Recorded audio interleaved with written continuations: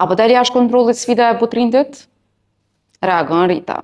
Gara për çmimin e madh për 100.000 eurosh nga butrindi i miri, po shtyn përdoruesit e TikTokut të gjejnë mënyra të ndryshme për të mbajtur vëmendjen. Për një video e fundit, ka hapur një debat të vërtet mbi kufijtë e rrjeteve sociale. TikTokerja Rita publikoi një video ku ndon një lajm të trisht, duke njoftuar se vjerri i saj kishte ndëruar jetë. Ajo theksoi se për shkak të zisë që kishte prekur familjen, nuk do të ishte aktive për disa ditë. Megjithatë, ajo që i bëri ndjekësit të reagonin ishte vazhdimi i videos.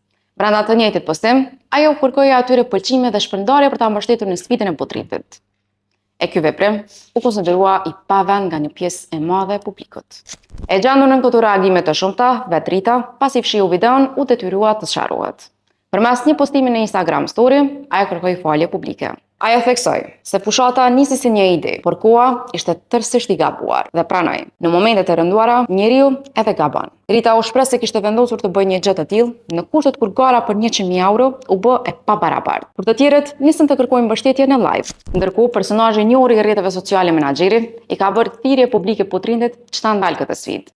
Sipas tij, me veprime të tilla kjo garë tashmë është bastarduar dhe ka humbur kuptimin e saj fillestar. Megjithatë, nisma ka bërë të vetën, dhe këngët e butrindit vetë se janë bërë hite. Por, a duhet artistit ta lë garën e hapur? Na thoni në komente.